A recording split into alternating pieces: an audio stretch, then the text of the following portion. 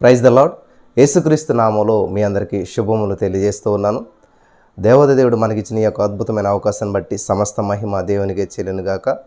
ఈరోజు మనం ధ్యానించుకోబోయేటువంటి వాక్య భాగంలో ముందుకు వెళ్ళిపోదాం. సామెతల గ్రంథం 19వ అధ్యాయం 24వ వచనం చదువుకుని ముందుకు వెళ్దాం. సోమరి పాత్రలో చెయ్యి ముంచినే గాని తన నోటికి దానిని తిరిగి ఎత్తనైనా ఎత్తడు.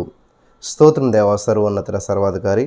ఈ సమయంలో ఈ యొక్క వాక్యం ధ్యానిస్తూ ఉండగా మాతో మాట్లాడి మమ్మల్ని అందరినీ బలపరచమని, విత్తబడిచిన వాక్యం వ్యర్థం కాకుండా ప్రతి హృదయంలో నాటబడి ఫలించి నూరంతల పంట ప్రతి వారు అనుభవించినట్లు కృప చూపించమని నజరేయుడైన యేసుక్రీస్తు నామములో ప్రార్థించి నమ్మి పొందుకుని ఉన్నామా పరమ తండ్రి, ఆమేన్. హల్లెలూయా. ఇక్కడ చాలా అద్భుతమైనటువంటి వాక్యాన్ని ఈరోజు మనం ధ్యానం చేసుకొని పోతున్నాం. సోమరులను దేవుడు ఎన్నడూ కూడా దీవించడు. సోమరితనం దేవునికి ఎన్నడూ కూడా గిట్టదు.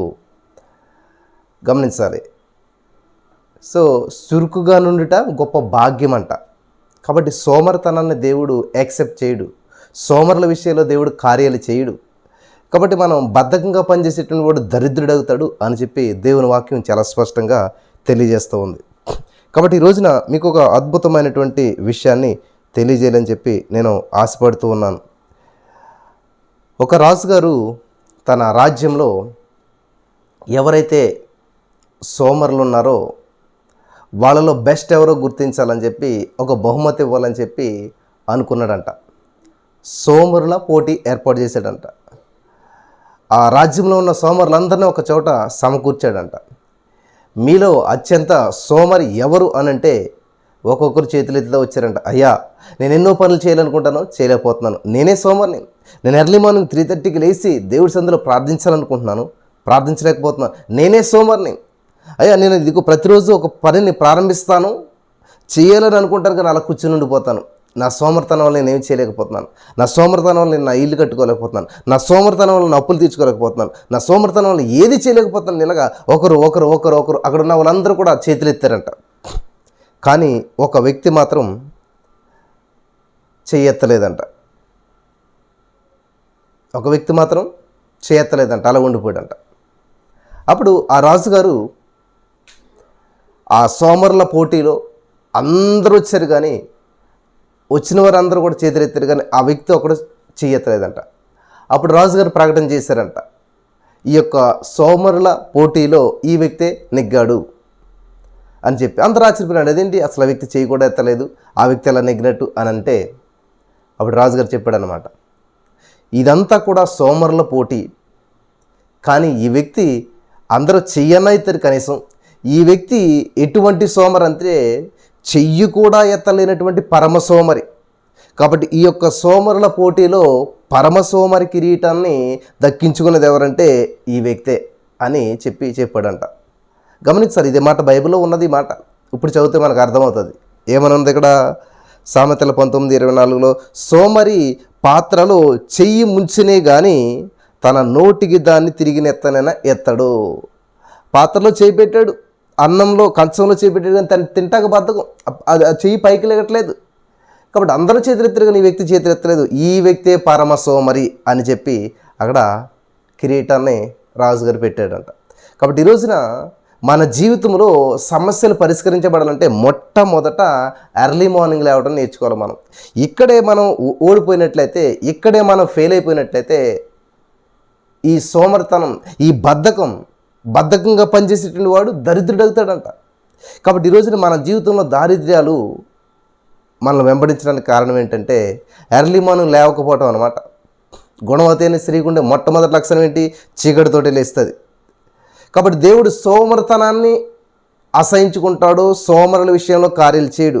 కానీ వెళ్ళాడు సోమరుల దగ్గరికి దేవుడు. చూద్దాం బైబిల్ గ్రంథంలో మనం చూసినట్లయితే యోహాను సువార్త 5వ అధ్యాయం మనం చదివినట్లయితే 5వ వచనంలో అక్కడ దేవుడు ఏమని చెప్తున్నాడంటే, అక్కడ 38 ఏండ్ల నుండి వ్యాధి గల ఒక మనుషుడు ఉండెను.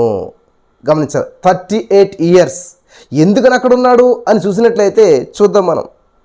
యేసు వాడు పడి ఉండేటి చూసి వాడప్పటికి బహుకాలం నుంచి ఆ స్థితిలో ఉన్నాడని ఎరిగి స్వస్థపడగోరుచున్నవా అని వారిని అడిగాను. అసలు ఇక్కడ ఎందుకని ఉన్నావు నువ్వు? ఏ ఉద్దేశంతో ఉన్నావు? నీవు స్వస్థపరచబడగోరుచున్నావా? స్వస్థత నీకు కావాలా అని చెప్పి దేవుడు అడిగాడంట. అడిగితే ఆ రోగి, అయ్యా నీళ్లు కదిలించబడినప్పుడు నన్ను కోనేటిలోనికి దించుటకు నాకు ఎవడనో లేడు. నన్ను ఎవడో దించాలి, నాకు ఎవడో సహాయం చేయాలి, నా కొరకు ఎవరో ఏదో చేస్తే అప్పుడు నేను పొందుకుంటాను. నేను పొందుకోవాలని ఆశ నాకు లేదు. ఈరోజు చాలామంది ఇది అనమాట, నా కోసం ఎవరో ప్రార్థన చెయ్యాలి, నా కోసం ఎవరో ఏదో చెయ్యాలి, దేవుడికి నాకు మధ్యవర్తి ఎవరో ఉండాలి ఖచ్చితంగాను అనే ఆలోచనతో ఉన్నారు. కానీ యేసయ్య నా ప్రార్థన ఆలకిస్తాడు, యేసయ్య దగ్గరికి నేను వెళ్తాను, యేసయ్య దగ్గర నేను మోకరింతాను, యేసయ్యతో నేను మాట్లాడతాను, యేసయ్య దగ్గర నా సమస్యను పరిష్కరించుకుంటాను అనేటువంటిది లేదు ఈ రోజున. ఈ వ్యక్తి లాగానే చాలామంది ఏం చేస్తున్నారు, నన్ను కోనేట్లో దించడానికి ఎవడం లేడు కనుక నేను వచ్చినంతలో మరి ఒకడు నాకంటే ముందుగా దిగినని ఆయనకు ఉత్తరం ఇచ్చాను. నేను వస్తుందనుకున్నటువంటి జీవం నాకంటే ముందు ఎవరికొకరు కొట్టేస్తున్నారు. నాకు గర్భఫలం వస్తుంది అనుకోండి, నాకంటే ముందు వాళ్ళకి అనేస్తూ ఉన్నారు. నా తోటి వాళ్ళందరూ నాకంటే ముందు సక్సెస్ అయిపోతున్నారు. కానీ నా జీవితంలో నేను మాత్రం ఎలా ఉండిపోతున్నాను? కారణం వాళ్ళే అన్నట్టు చెప్తున్నాడు ఇక్కడ. నేను కారణం కాదు, నా జీవితంలో అద్భుతం జరగకపోవటానికి కారణం ఎవరంటే ఎదుటి వాళ్ళు. పిల్లలు గమనించాలి.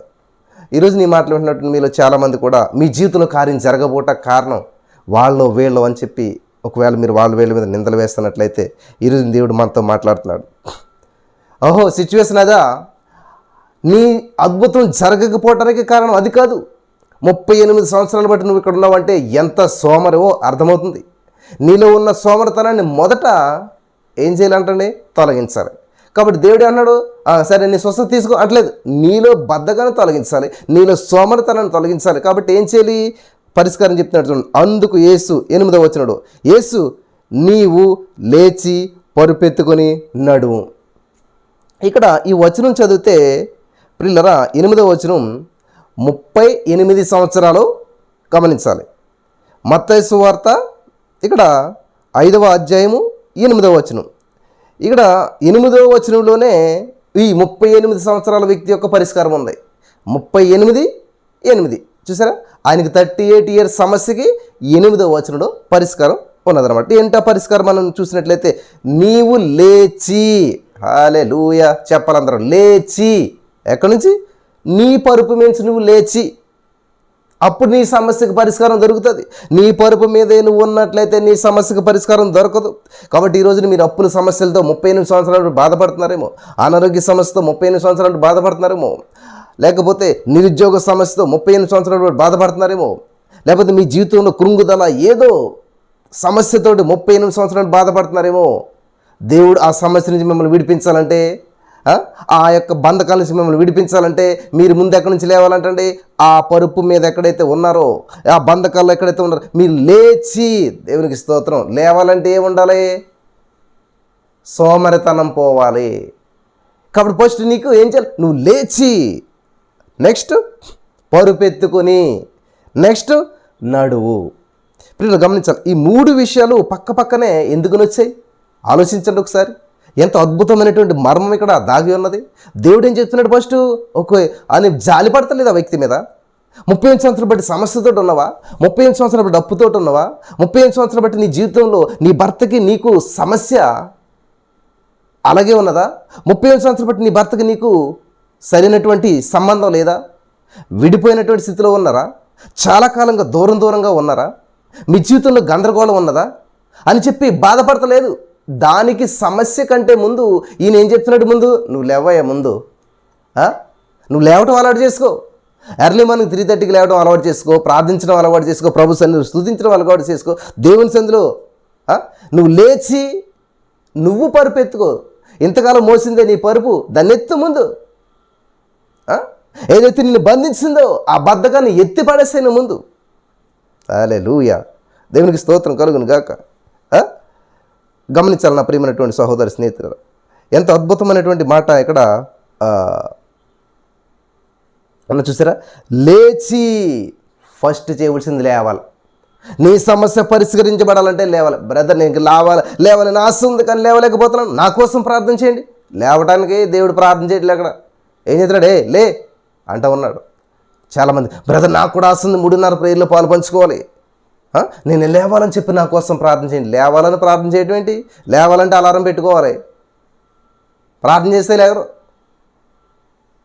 కాబట్టి దేవుడి శక్తి సామర్థ్యాల గురించి మనం అంచనా వేయాలి ప్రియులారా. దేవుడు ఎంత గొప్పవాడో మనం తెలుసుకోవాలి. శక్తి చేత కాదు, బలం చేత కాదు, నా ఆత్మ ద్వారా. కాబట్టి దేవా, నా శక్తి వల్ల అవ్వట్లేదు, నా బలం చేత అవ్వట్లేదు, నీ ఆత్మకార్యం నా జీవితంలో నెరవేర్చినందుకు వందనాలు అని చెప్పి దేవుని ఆత్మ ద్వారా మనం ఖచ్చితంగా ఆ బెడ్ నుంచి లేవగలుగుతాం. ఈ వ్యక్తిని ఏం చేస్తున్నాడు దేవుడు? లే లే లే లే ఎన్నాళ్ళుంటావు? అప్పులు ఎన్నాళ్ళుంటావు? నువ్వు సమస్యలు ఎన్నాళ్ళుంటావు? నీ భర్తకు నువ్వు దూరంగా ఎన్నాళ్ళుంటావు? మరేం చేయాలి? లేచి లే లే get up in the morning. Early morning లేవటం అలవాటు చేసుకో. నీ సమస్యకు పరిష్కారం అక్కడ, నువ్వు లేవటంలోనే నీ సమస్యకు పరిష్కారం ప్రారంభించబడింది. హల్లెలూయా, దేవునికి స్తోత్రం కలుగును గాక. ఎవరైతే లేస్తారో అక్కడే సమస్య ప్రారంభం. లేచి ఆగిపోవలేదు అక్కడ. లేచి నీ పరుపెత్తుకుని ఏదైతే సమస్య ఉందో, ఏదైతే నిన్ను మోసిందో, ఏదైతే నిన్ను బంధించిందో, ఏదైతే నీకు కంఫర్ట్ అనుకున్నావో దాన్ని తీసి పడేసాయి. ఆ పరుపెత్తుకెళ్ళి పెంట మీద పడేసాయి. ఏదైతే నేను 35 సంవత్సరాలు మోసిందో, 35 సంవత్సరాలు నేను బంధించిందో దానితో నీకు ఇంక అవసరం లేదు. ఈ కంఫర్ట్, అప్పుల్లోనే కంఫర్ట్గా జీవించాలని చెప్పి నీ మనసు ఉందే, దాన్ని తీసి పడేసాయి, దాన్ని మోసి పడేసాయి, ఆ ఆలోచన తీసి పడేసాయి. దేవునికి స్తోత్రం. ఇంకా నా భర్త మారడు, ఇంకా నా కుమారుడు మారడు, ఇంకా నా కొడుకు పాస్ కాడు, ఇంకా నా కుమార్తెకు జాబ్ రాదు, ఇంకా నా జీవితంలో మేలు జరగదు అనేటువంటి పరుపు నీ జీవితంలో ఉన్నట్లయితే అటువంటి ఆలోచనను ఎత్తుకొని తీసుకొని డస్ట్బిన్లో పడేసాయి. ఏం చేయనట్టండి? లేచి నీ పరుపు ఎత్తుకుని నడువుము. నడవయ్యా, బద్ధకంగా కూర్చుంటావేంటి? సోమరపోతులాగా అక్కడే ఉంటావేంటి? లేచి నడవటం నేర్చుకో. నీ పరుపు మించలే, నీ బెడ్ మించలే, దాన్ని తీసి పడేసేయి. మోకాళ్ళ మీద నడు, మోకాళ్ళ మీదకి రాను, పడుకునే స్టేజ్ నుంచి మోకాళ్ళ మీదకి రాను అని చెప్పి దేవుడు ఏం చేస్తున్నాడు? నువ్వు లేచి, నీ మత్తు నుంచి నువ్వు లేచి, నీ బద్ధకం నుంచి నువ్వు లేచి, నీ సోమర్తనం నుంచి నువ్వు లేచి, ఏదైతే సమస్య నిన్ను బంధించిందో దాన్ని పట్టుకో. నువ్వు ఆ బద్ధకం నువ్వు పట్టుకో, ఆ సమస్య నువ్వు పట్టుకో, ఆ అప్పు నువ్వు పట్టుకో, తీసుకుని వెళ్ళి డస్ట్బిన్లో పడేసాయి. నడు, లేచి నడు. దేవునికి స్తోత్రం. ఈ 3 మాటలు నా జీవితాన్ని, నన్ను ఎంతగానో ఆకర్షించే ప్రియులారా. ఇక్కడ ఏమని చెప్తున్నాడు? లేచి పరుపెత్తుకుని నడువు. 3 పనులు చెప్పాడు దేవుడు. 3 పనులు చెప్తా ఉన్నాడు దేవుడు. ఈరోజున మీరు సోమర్తనంతో ఉన్నట్లయితే మీ జీవితంలో దేవుడు కార్యాలు చేయడు. ఇక్కడ వండర్ ఏంటంటే, లేచి నీ పరుపెత్తుకుని నడువు అన్న వెంటనే ఆయన ఏం చేశాడు? చూడండి ఏం చేశాడు? వెంటనే వాడు, దేవునికి స్తోత్రం, వెంటనే. ఎక్సెప్షన్స్ ఏమీ లేవు, ఎదురు పలక లేదు. వింటున్నారా? చెప్పవలసింది చెప్పాడు, దేవుడు విన్నాడు. సరే, అదా నీ పరిస్థితి, వాళ్ళ వీళ్ళ కదా, అసలు నువ్వు చేయవలసింది నువ్వు చేయి, నీకెవరితో పని లేదు. నీ జీవితంలో నువ్వు బయటపడాలంటే నా మాట విను, నా వైపు చూసు, నేను చెప్పింది చెయ్యి. హల్లెలూయా. ఈరోజు దేవుని వాక్యం నీతో మాట్లాడుతూ ఉండగా నువ్వు చేయవలసింది నువ్వు చేసినట్లయితే నీ జీవితంలో దేవుడు అద్భుతం చేయడానికి సిద్ధంగా ఉన్నాడు. కాబట్టి నాకు ఎవరు లేరండి, నన్ను అప్పు నుంచి విడిపించేవాడు ఎవరు లేరండి, నాకు సహాయం చేసేవాళ్ళు ఎవరు లేరండి, నాకు హెల్ప్ చేసేవాళ్ళు ఎవరు లేరండి, నాన్ సెన్స్. మనుషుల మీద ఆధారపడొద్దు, మనుషుల వైపు చూడొద్దు. చాలామంది ఇది అంటారు, నాకు ఎవ్వరు లేరండి హెల్ప్ చేసేవాళ్ళు. అదే మాట అన్నాడు 35 సంవత్సరాలు బట్టి. ఇక్కడ 35 సంవత్సరాలు బట్టి మనకులాగానే మాట్లాడుతున్నాడు. నాకు ఎవ్వరు లేరండి హెల్ప్ చేసేవాళ్ళు, నన్ను తీసుకెళ్ళేవాళ్ళు ఎవరు లేరండి, నన్ను ఈ అప్పుల నుంచి విడిపించే వాళ్ళు ఎవరు లేరండి, నా ఆర్థిక సమస్యల నుంచి, నా రెంట్ కడతకు సహాయం చేసేవాళ్ళు ఎవరు లేరండి. ఇలాగా చాలామంది మీలో మాట్లాడుతుంటున్నారు. మనకులాగానే మాట్లాడుతున్నాడు ఆయన కూడా. మరి దేవుడు ఏం చేశాడు? సరే ఇదిగో డబ్బులని ఇచ్చాడా, సరే ఇది కానీ ఇచ్చాడా, ఇదిగో స్వస్థత తీసేసి కానీ ఇచ్చాడా? బాబు, నీలో నువ్వు పొందుకోపోవటం కారణం ఏంటి తెలుసా? నీ అప్పు నుంచి నువ్వు బయటపడకపోవటం కారణం ఏంటి తెలుసా? ఎవరో హెల్ప్ చేయలేకపోవటం కాదు నీకు కారణం, ఎవరో నీకు సహాయం చేయకపోవడం కాదు కారణం. నీలో ఉన్న సోమరితనమే నిన్ను ఇలా బంధించి పెట్టేసింది. నీలో ఉన్నటువంటి సోమరితనం వల్ల ఈరోజు నువ్వు ఇక్కడ ఉన్న ఈ పరిస్థితిలో ఉన్నావు. నీ జీవితం బాగుపడకపోవటం కారణం ఏంటి తెలుసా? వాళ్ళో వీళ్ళో కాదు, ఎవరో హెల్ప్ చేయకపోవడం వల్ల నువ్వు ఈ స్థితిలో ఉండిపోలేదు. మరేంటి ప్రభా? నీ సోమరితనం. లేవాలని ఉన్నది కానీ లేవలేకపోతున్నాను. యేసయ్యా నిన్ను చూడాలని ఆశ, యేసయ్యా నిన్ను చేరాలని ఆశ అయితే ఉంది నాలో అందుకోలేకున్నానంటాడు ఒక భక్తుడు. ఆశ ఉందంట కానీ అందుకోలేకపోతున్నాడంట. ఈరోజు చాలామందికి ఆశ 3 ప్రేయర్లు అద్భుతాలు జరుగుతున్నాయంట కదండి, మేము కూడా జాయిన్ అయిపోతాం. వస్తారు 2 రోజులు 3 రోజులకి మళ్ళీ కనిపించరు. దేవుడు చెప్తూ ఉన్నాడు, అన్యాయస్తులైన న్యాయాధిపతి దగ్గరికి అంటే ఒక ముసలామె, ఒక వృద్ధురాలు, ఒక పేదరాలు పదే వెళ్ళేసరికి న్యాయం వచ్చేసిందంట ఆవిడికి. కాబట్టి నీ జీవితంలో నీ సమస్య పరిష్కరించబడాలి. ఒక రెగ్యులారిటీ, ఒక డిసిప్లిన్ ఉండాలి. ఏదో ఒకసారి వచ్చేసేసి ఒక రోజు వచ్చేసేసి ఇంకా మళ్ళీ కనిపించకపోతే నీ జీవితంలో అద్భుతం ఎలా జరుగుతుంది? మీ పిల్లవాడిని స్కూల్కి వారానికి ఒకసారి వాడిని పంపితే స్కూల్ ఫస్ట్ ఎలాగొస్తాడు? ఉద్యోగానికి మీరు నెలలో 2 సార్లు వెళ్తే మీకు జీతం ఎలాగొస్తుంది?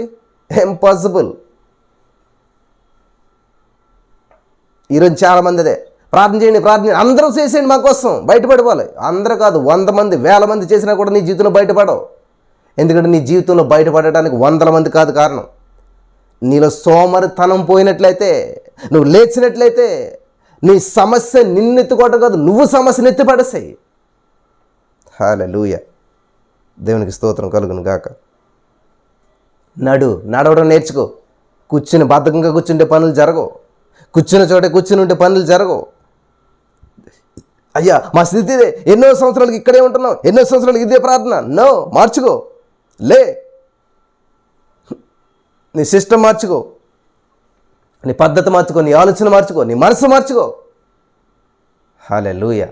మనసు వెళ్ళిన చోటకు మనిషి వెళ్తాడంట. నీ మనసు ఎప్పుడు నేను పేదవాడిని, నేను లేనివాడిని, నాకెవరు లేరు, నేను ఒంటరిని, నా జీవితం ఇంతే, నాకు సహాయం లేదు. నిన్ను నువ్వు తక్కువగా చూసుకుంటూ ఉన్నతమైన జీవితం జీవించాలంటే ఎప్పటికీ లేదు, ఎప్పటికీ జీవించలేవు. నువ్వు సింగిల్ బెడ్రూమ్ కట్టుకోవాలని చిన్న ప్లాన్ వేసుకుని పెద్ద బంగ్లాలో జీవించాలంటే how is it possible? Plan ఏమో చిన్నది, ఆశ ఏమో పెద్దది.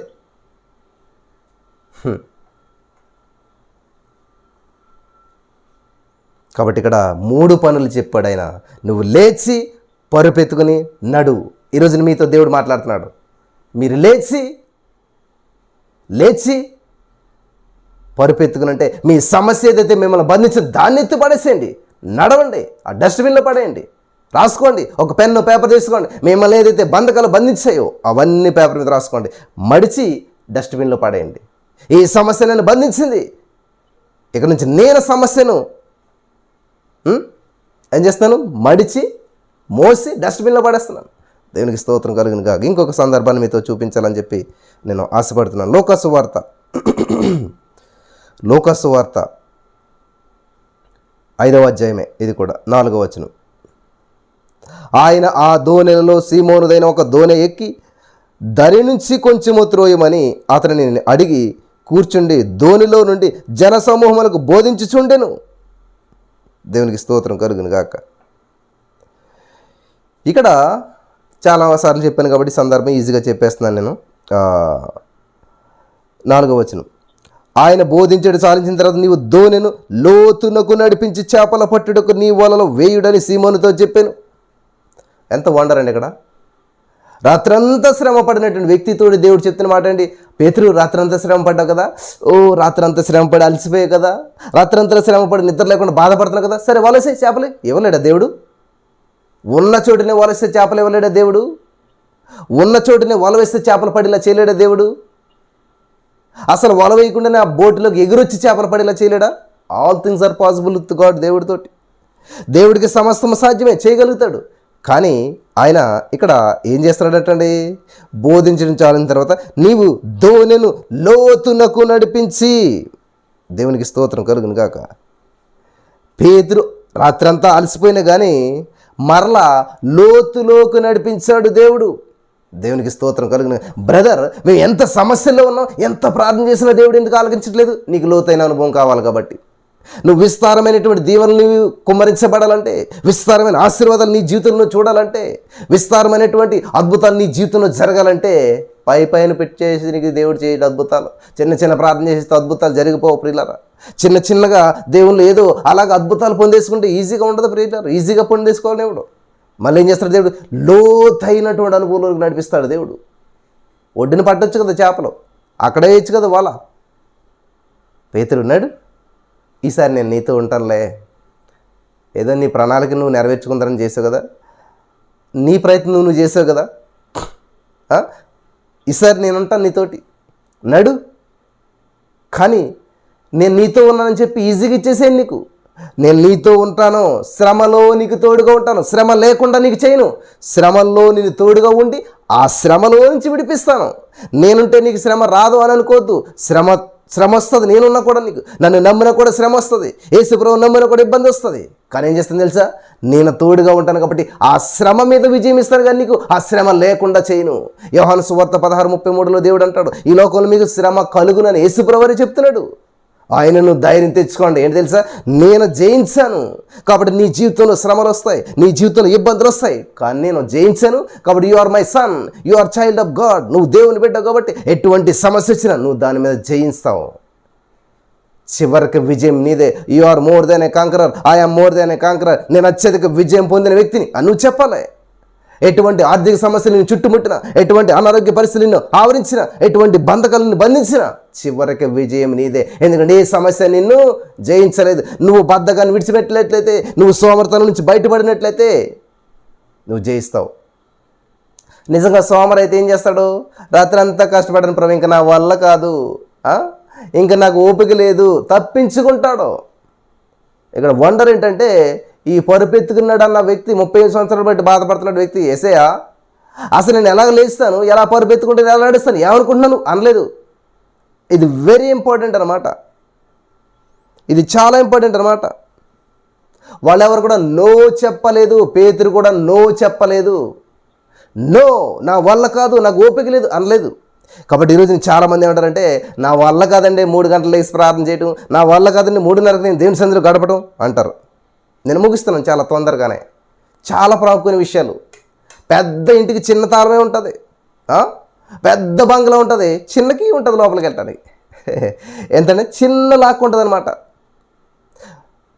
కాబట్టి పెద్ద బ్యాంక్ ఉంటుంది, దాన్ని ఓపెన్ చేయడానికి చిన్న లాకే ఉంటుంది. కాబట్టి ఈ రోజున నీ సమస్య చాలా పెద్దది అనుకుంటామేమో, దానికి చిన్న తాళపు చెవి చిన్నదే, పరిష్కారం చిన్నదే. 1 word from God can change your destiny for ever. దేవుని నోటి నుంచి వచ్చేటువంటి ఒక మాట నీ జీవిత గమ్యాన్నే మార్చివేస్తూ ఉన్నది. హల్లెలూయా, దేవునికి స్తోత్రం కలుగును గాక. కాబట్టి నువ్వు చేయవలసింది ఏంటి తెలుసా, బద్ధకాన్ని విడిచిపెట్టాలి. నువ్వు ఉన్నటువంటి చోటులో నుంచి, నువ్వు ఉన్నటువంటి స్థితిలోంచి, నువ్వు ఉన్నటువంటి బెడ్ నుంచి, నువ్వు ఉన్నటువంటి నిద్రమత్తు నుంచి లేచి ఫస్ట్ చేయవలసిన పని ఏంటి, లేవడం నేర్చుకోవాలి. అదే పరిస్థితిలో ఉండి అక్కడే ఉండి దేవా కార్యం చేయంటే దేవుడు చేయడు. నువ్వు లేస్తే కానీ దేవుడు కార్యం చేయడు. లేవవలసిన పని నీదే, అప్పుడు దేవుడు కార్యం చేయడానికి ఇష్టపడతాడు. నువ్వు ఉన్న చోటు నువ్వు దేవా చేయదేవా ఈ దేవా నో, దేవుడు చేయడు, నువ్వు చేసుకోవాలి. నీ జీవితంలో నీ కార్యం నువ్వే స్వతంత్రించుకోవాలి, నీ అద్భుతాన్ని నువ్వే స్వతంత్రించుకోవాలి, నీ అప్పు నుంచి నువ్వే బయటపడాలి. ఎప్పుడు దేవుని మాట చెప్పున చేస్తే. ఇక్కడ నో చెప్పలేదు ఆ వ్యక్తి.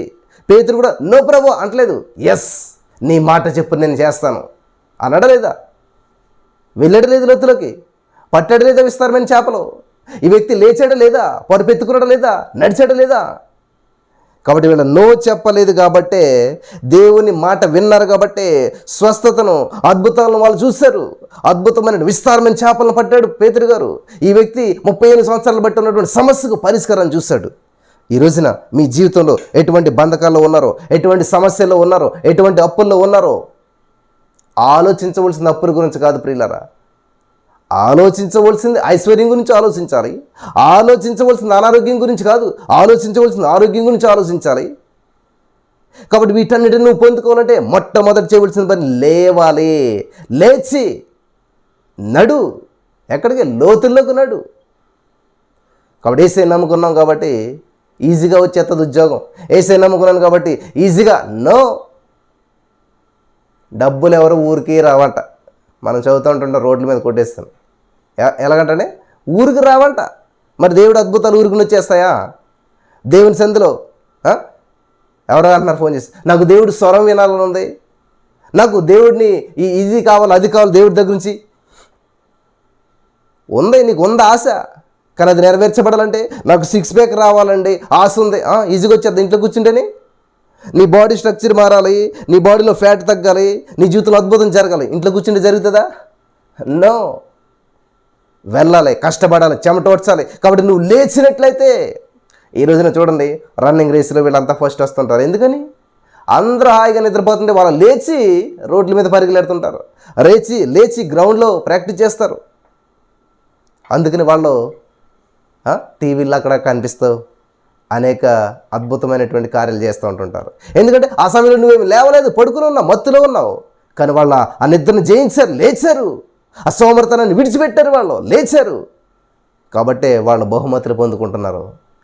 కానీ ఎవరైతే బద్ధకంగా హాయిగా మంచం మీద పడుకుంటూ ఉన్నారో వాళ్ళ సమస్యలు పడుకునే ఉన్నారు. సోమరితనం వల్ల వాళ్ళ జీవితంలో జయం చూడలేకపోతున్నారు. హల్లెలూయా. కాబట్టి ఇక్కడ పేతురు కానీ 35 సంవత్సరాలు బట్టి బాధపడుతున్న వ్యక్తి కానీ నో చెప్పలేదు వాళ్ళు దేవుడు చెప్పిన మాటకి. ఇంకా అసలే చాలామంది అంటారు, బ్రదర్ ఏంటి 3:30 ప్రేయర్ ఏంటి, 3:30 చేస్తేనే దేవుడు ఆలకిస్తాడా? చేసుకోండి, మీరు ఎన్ని గంటలు చేసుకుంటారు చూడండి, చేసి చూడండి. 6 గంటలకు చేసి చూడండి, 8 గంటలకు చేసి చూడండి. మరి మీ జీవితం ఎందుకు ఫలితాలు రావట్లేదు? ఏ సమయంలోనే చేస్తే దేవుడు ఆలకిస్తాడు కదా. చేయండి, మరి చేసి అద్భుతాలు చూడండి, మీ జీవితంలో కార్యాలు చూడండి, మీ జీవితంలో విడుదల చూడండి. ఏ సమయం చేసిన దేవుడు ఆలకిస్తాడు. మరి యేసుప్రభువు ఎందుకని చీకటితోటి వెళ్ళి అరణ్యానికి వెళ్ళి ప్రార్థించాలి? ఏ సమయంలో చేసుకోవచ్చు కదా, కుదిరినప్పుడు చేసుకోవచ్చు కదా. లేదులేండి అప్పుడు డిస్టర్బెన్స్ ఉంటుంది కాబట్టి. మరి అదే నేను చెప్పేది, నీకు లేచినట్లయితే డిస్టర్బెన్స్ ఉంటుంది. ఎర్లీ మార్నింగు చీకటితోనే లేస్తే నీకు డిస్టర్బెన్స్ ఉండదు, దేవుని సన్నిధిలో గడుపుకోవచ్చు, నీకు ఎవరు ఇబ్బంది పెట్టరు. హల్లెలూయా, దేవునికి స్తోత్రం కలుగును గాక. కాబట్టి ఈరోజు నీ మాటలు వింటున్న ప్రియమైనటువంటి సహోదరి స్నేహితులారా, మన జీవితంలో అద్భుతాలు చేయడానికి దేవుడు అన్ని వేళలా సిద్ధంగా ఉన్నాడు. ముందేం చేస్తాడంటే ఆయన మనలో ఉన్నటువంటి బద్ధకాన్ని పోగొడతాడు, మనలో ఉన్నటువంటి సోమరితనాన్ని పోగొడతాడు. మనలో ఉన్నటువంటి ఆ యొక్క సోమరితనాన్ని పోగొట్టకుండా దేవుడు ఏ విధమైనటువంటి అద్భుతాన్ని చేయడు. హల్లెలూయా, దేవునికి స్తోత్రం కలుగును గాక. ఇంకొక సందర్భాన్ని నేను చూపించాలని ఆశపడుతున్నాను, ముగిస్తున్నాను ప్రియులారా. ఇక్కడ యోహాను సువార్తలోనే మనం గమనించినట్లయితే 9వ అధ్యాయం 6వ వచనం చదివినట్లయితే, ఆయన ఇట్లు చెప్పి నేల మీద ఉమ్మి వేసి ఉమ్మితో బురద చేసి వాని కన్నుల మీద ఆ బురద పూసి, నీవు సిలోయి కోనేటికి వెళ్ళి అందులో కడుగుకొనుము. దేవుడు స్వస్థత ఇవ్వచ్చు కదా. మట్టి బురద చేశాడు, బురద కన్నులకు రాశాడు, స్వస్థత వచ్చిందా? రాలేదు. ఎప్పుడైతే వెళ్ళి ఆ కోనేటి దాకా నడవాలి, వాడు లేచి నడిచి వెళ్ళి అద్భుతాలు స్వతంత్రించుకోవాలి. దేవునికి స్తోత్రం కలుగును గాక. ఏం చేయాలంటే లేచి నడిచి వెళ్ళి అద్భుతాన్ని స్వతంత్రించుకోవాలి. కాబట్టి ఈరోజున నీ ఆధ్యాత్మికమైన గురుడితనం పోవాలంటే, నీ అప్పుల అంధకారం నుంచి నువ్వు విడుదల పొందాలంటే, నీ పేదరికం నుంచి, నీ యొక్క గొడ్రాలతనం నుంచి, నీ యొక్క నిరుద్యోగం అనేటువంటి గురుడితనం నుంచి నువ్వు పోవాలంటే ఏం చేయాలంటే లేచి నడిచి వెళ్ళి ఆ కోనేటి దగ్గరికి వెళ్ళి నీ కళ్ళు నువ్వు కడుక్కోవయ్యా. దేవుడు చూసేసి చూపు పొందుకో అని ఇచ్చేచ్చు కదా దేవుడు. ఎందుకని ఆ ఉమ్ము ఊసి ఆ డస్ట్ రాసి ఆ డస్ట్లో నుంచి మళ్ళీ కళ్ళుకి రాసి ఆ మట్టి రాసి నువ్వు వెళ్ళి నడుచుకుంటూ వెళ్ళి, గుడ్డోడు కదా, కష్టం కదా, ఎలాగెళ్తాడు? జాలి ఉండాలి కదా దేవుడికి. సోమరితనాన్ని పోగొట్టాలి. నీలో గుడ్డితనాన్ని కంటే ముందు సోమరితనాన్ని పోగొట్టాలి. నీ జీవితంలో దేవుడు కార్యం చేయడానికంటే ముందు నీలో సోమరితనాన్ని పోగొట్టాలి. కాబట్టి ఏం చేస్తున్నాడు? పని చెప్తూ ఉన్నాడు, ముందు పని చెప్తూ ఉన్నాడు. నువ్వు ఈ పని చెయ్యి, అప్పుడు నీ అద్భుతాన్ని నువ్వు స్వతంత్రించుకుంటావు. వెంటనే ప్రియులారా, ఇది చాలా అద్భుతమైనటువంటి విషయం. కాబట్టి మీలో చాలామంది ఓడిపోవట కారణం ఏంటంటే, దేవుని అద్భుతాలు పొందుకోకపోవట కారణం ఏంటంటే సోమరితనం, డిసిప్లిన్ లేకపోవటం, పట్టుదల లేకపోవటం, క్రమశిక్షణ లేకపోవటం, రెగ్యులారిటీ లేకపోవటం. ఏదో 2 రోజులు చేసి లేకపోతే అనుకున్నట్టు అవ్వకపోతే నిరుత్సాహ పరిస్థితుల్లోకి వెళ్ళిపోయి, ఇంకా నాకు జరగదు, ఇంకా నాకు ఎవరు సహాయం చేయరు, నన్ను ఎవరు పట్టించుకోరు, ఈ ఆలోచనతో ఉన్నటువంటి వారు సోమరులు అన్నమాట. చెప్తున్నాడు కదా దేవుడు ఇక్కడ, బాబు నీలో సోమరితనం ఉందయ్యా, కాబట్టి అది పోవాలంటే నువ్వు లేవాలి. నువ్వు లే, ఆళ్ళ మీద నిందలేయటం కాదు, నువ్వు చేయి, నీ పని నువ్వు చెయ్యి అని చెప్పి ఇక్కడ దేవుడు లేపుతూ ఉన్నాడు ప్రియులారా. హల్లెలూయా. పుట్టుగుడ్డు వాడిని ఈజీగా స్వస్థత చేసి కదా, పుట్టుకు నుంచి గుడ్డిదాంతో బాధపడుతున్నాడు కదా, పుట్టినప్పటి నుంచి గుడ్డిదాంతో ఉన్నాడు కదా, అయ్యో అని జాలిపడి స్వస్థత ఇచ్చారు కదా. లేదు, బురద చేశాడు, బురద రాశాడు, లేచి నడిచి వెళ్ళి కడుక్కో, అప్పుడు నీ అద్భుతం పొందుకుంటావు. కాబట్టి నువ్వు లేచి మంచమించి నిద్ర మొత్తం వస్తుంటే కళ్ళు కడుక్కొని నిద్రమత్తును జయించి ముందు నిద్రమత్తును జయించు, ముందు లేవటం నేర్చుకో, ముందు నడవటం నేర్చుకో, నువ్వు ముందు వెళ్ళి కడుక్కోవటం నేర్చుకో. హల్లెలూయా. నీ కళ్ళకున్న మట్టిని కడుక్కొని ముందు, అప్పుడు నువ్వు స్వచ్ఛమైనటువంటి చూపును పొందుకుంటావు. దేవునికి స్తోత్రం కలుగును గాక. ఇది చాలా అద్భుతంగా అనిపిస్తూ ఉంది. నెక్స్ట్ 4వదిగా మత్తయి సువార్త 9:6 చూపించి నేను ముగిస్తాను ప్రియులారా. ఆయనను పాపములు క్షమించుటకు భూమి మీద మనుష్య కుమారునికి అధికారం కలదని మీరు తెలుసుకొనవలనని చెప్పి ఆయన పక్షవాయువు గలవని చూసి నీవు లేచి నీ మంచమెత్తుకొని నీ ఇంటికి పొమ్మని చెప్పగా. ప్రియులారా, ఇక్కడ గమనించాలి, యేసుక్రీస్తు ప్రభువారు మరి ఒక పక్షవాయువు కలిగినటువంటి వ్యక్తిని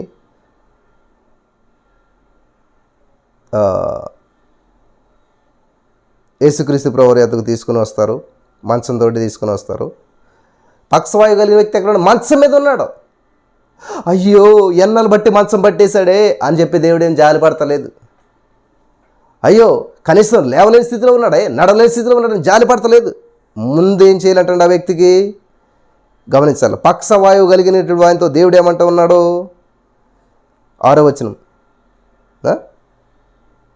నీవు లేచి నీ మంచం ఎత్తుకొని నీ ఇంటికి పోము. నువ్వు లేచి, ఎంత అద్భుతంగా ఉన్నదండి. స్వస్థత తీసుకో, అద్భుతం తీసుకో అంటలేదు దేవుడు. హలో, లే లే లే ఎన్నాళ్ళు ఉంటావయ్యా అప్పుల్లోను, ఎన్నాళ్ళు ఉంటావయ్యా అనారోగ్యంలోను, ఎన్నాళ్ళు ఉంటావు ఆ నిరుద్యోగంలోను. ఫస్ట్ నువ్వేం చేయాలి తెలుసా? నువ్వు లేవటం నువ్వు నేర్చుకో. నీ నిద్రమత్తు నువ్వు జయించడం నేర్చుకో. నీ సోమర్తనం నుంచి నువ్వు లేవటం నేర్చుకో. నీ సోమర్తనాన్ని విడిచిపెట్టు. ఒక డిసిప్లిన్ లైఫ్ అలవాటు చేసుకో. అప్పుడు నీ అద్భుతాలు ఏం చేయాలండి? 23 కీర్తన 6 కృపాక్షం నిన్ను వెంబడిస్తాయి.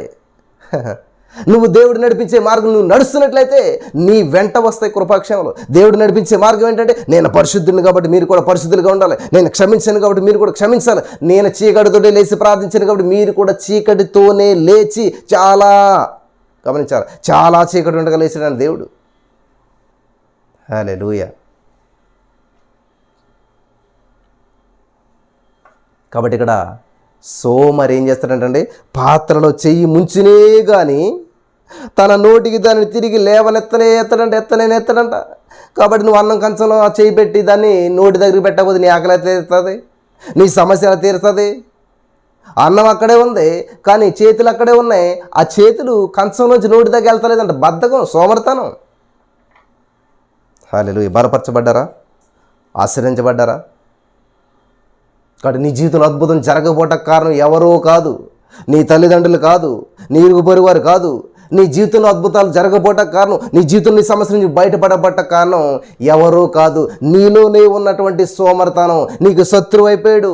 నీ సోమరితనం వల్ల నీ జీవితంలో అద్భుతాలు స్వతంత్రించుకోలేకపోతున్నావు. ఎప్పుడైతే వీళ్ళంతా ఏం చేశారు? లేచి పరుపెత్తుకుని, లేచి మంచమెత్తుకుని, లేచి వలెత్తుకుని ఏం చేశారంటే లోపలికి వెళ్ళారు, నడిచారు. హల్లెలూయా. కాబట్టి ఈరోజు దేవుడు నీతోటి మాట్లాడుతున్నాడు. ఈరోజు నీ జీవితంలో కార్యం చేయాలని చెప్పి, అద్భుతం చేయాలని చెప్పి, స్వస్థతని ఇవ్వాలని చెప్పి, గర్భఫలం ఇవ్వాలని చెప్పి, నీ అప్పు నుంచి విడుదల ఇవ్వాలని చెప్పి దేవుడు ఆశతో ఎదురు చూస్తూ ఉన్నాడు. మరి ఏం చేయాలి? దేవుడు ఏం చేయడు. నువ్వు లేచి నీ సమస్యను వెతుకొని దాన్ని తీసుకెళ్ళి డస్ట్బిన్లో పడేసి అయిపోయిందంతే. కాబట్టి ఇక్కడ 35 సంవత్సరాలు కలిగిన వ్యక్తి ఏం చేశాడంటే, లేచి పరుపెత్తుకుని నడిచాడు. పేతురు ఏం చేశాడు? లేచి వల్ల పట్టుకుని బోటుని లోతులోకి నడిచాడు. ఈ వ్యక్తి ఏం చేశాడు? పారాలసిస్ కలిగిన వ్యక్తి లేచి మంచం ఎత్తుకుని నడిచాడు. అలాగే ఇక్కడ పుట్టుగుడ్డివాడు కూడా ఏం చేశాడు?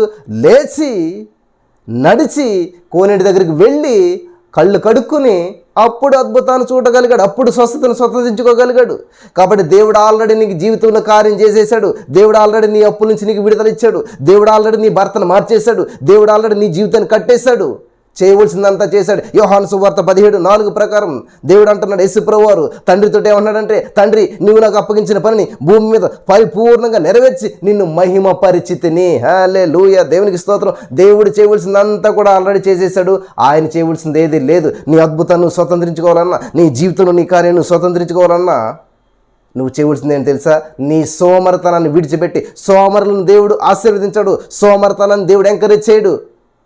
దేవుడు బద్ధకాన్ని ఎంకరేజ్ చేయడు. చురుకుగా ఉండేటటువంటి గొప్ప భాగ్యం అంట.